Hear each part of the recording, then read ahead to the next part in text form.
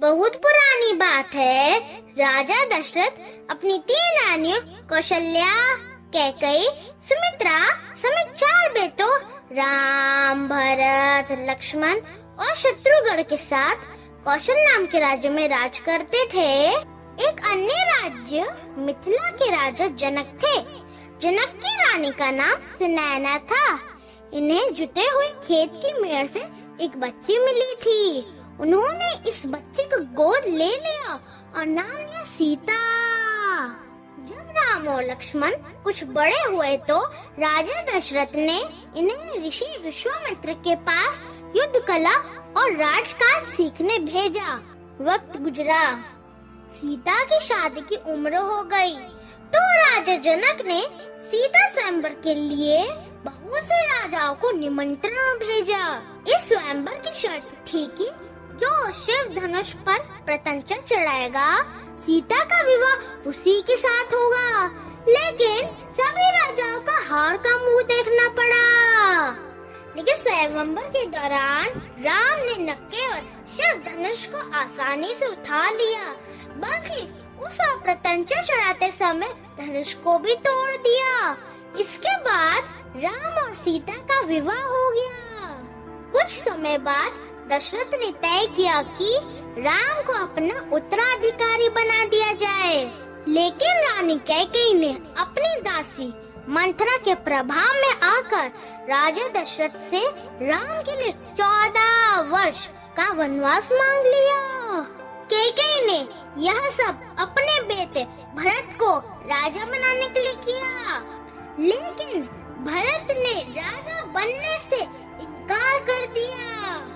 भरत ने बड़े भाई राम की चरण पादुकाएं कौशल के राज सिंहासन पर रखकर राम के वनवास से लौटने तक शासन की व्यवस्था संभाली। राम पत्नी सीता और भाई लक्ष्मण के साथ वनवास में यात्रा करते हुए पंचवटी के जंगल में पहुँचे, जहाँ लंकापति नरेश रावण के बहन शूर्पणखा ने इन पर हमला किया।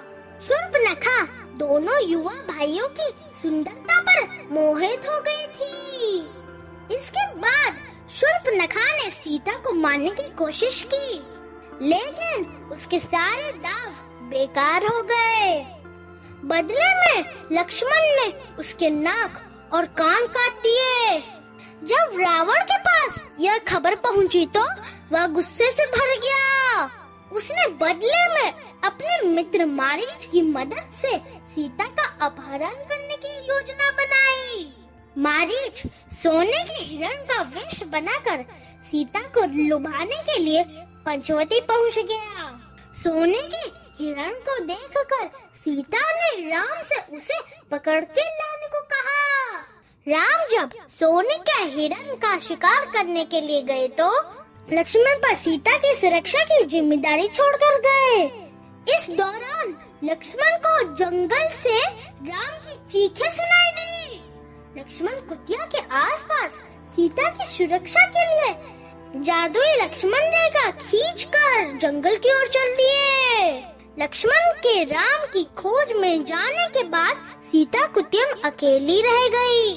इस बीच रावण अपनी कुटिल योजना को लागू करने के लिए साधु का वेश बनाकर कुटिया पर पहुंच गया। रावण ने सीता से भिक्षा मांगी, जिसे देने के लिए सीता ने लक्ष्मण रेखा को पार कर लिया। लेकिन जैसे ही सीता ने लक्ष्मण रेखा को पार कर लिया, वैसे ही रावण अपने असली वेश में आ गया और सीता को जबरदस्त अपने पुष्पक विमान में बैठाकर उड़ गया। सीता की चीखें सुनकर जटायु नामक गिद्ध ने रावण का रास्ता रोकने का प्रयास किया, लेकिन जटायु की यह कोशिश न सफल हो सकी और वह रावण के साथ युद्ध में घायल होकर जमीन पर गिर पड़ा। सीता की खोज के दौरान राम लक्ष्मण की मुलाकात वानर राज हनुमान से हुई। हनुमान जी ने इन्हें अपने राज्य सुग्रीव से मिलाया। सुग्रीव जी अपने राज्य किष्किंधा को वापस हासिल करने के लिए राम की मदद चाहते थे। राम की मदद से किष्किंधा का राज हासिल करने के बाद सुग्रीव जी ने अपने वानर सेना को सीता की खोज करने के लिए चारों दिशाओं में भेजा और अंगद की अगुवाई में दक्षिण की ओर भेजी गई टुकड़ी को सफलता मिली और वह सीता के बारे में खबर लेकर वापस लौटी। सीता माँ लंका में रावण के कब्जे में थी, लेकिन सीता के पास राम के संदेश को लेकर कौन जाए। जब इस बारे में चर्चा हुई तो महाबली हनुमान जी ने इस कार्य के लिए खुद को पेश किया। हनुमान जी ने उड़कर समुद्र को पार किया और अशोक वाटिका पहुँचे। इसी वाटिका में रावण ने सीता जी को बंदी बनाकर रखा हुआ था। हनुमान जी ने सीता माँ को श्री राम जी की निशानी अंगूठी दी ताकि सीता जी हनुमान को लेकर सहज हो जाए। हनुमान जी ने लंका में खासा उत्पात मचाया, लेकिन आखिरकार हनुमान जी को पकड़ लिया गया और उन्हें राक्षस राज रावण के सामने पेश किया गया। उत्पात से परेशान रावण ने हनुमान जी को सबक सिखाने की ठानी। रावण ने हनुमान जी की पूंछ में आग लगाने का हुक्म दिया, लेकिन हनुमान जी ने बाजी पलट दी और पूरी लंका को ही अपनी पूंछ में लगी आग से ही भस्म कर दिया। इस बीच राम लंका के पास समुद्र तक अपनी वानर सेना के साथ पहुंच गए। उनकी वानर सेना ने समुद्र पार करने के लिए पत्थरों और शिलाओं का एक पुल बना दिया। श्री राम समुद्र पार कर लंका पहुंच गए। श्री राम को रावण के छोटे भाई विभीषण ने मदद करने की पेशकश की। इसके बाद राम और रावण की सेना में भीषण युद्ध हुआ जो काफी दिन चला। इस युद्ध में एक दिन लक्ष्मण बुरी तरह से घायल होकर बेहोश हो गए। लक्ष्मण जी की जान सिर्फ एक खास जड़ी बूटी से ही बच सकती थी। इस जड़ी बूटी का नाम संजीवनी था। हनुमान जी को इसे लाने भेजा गया।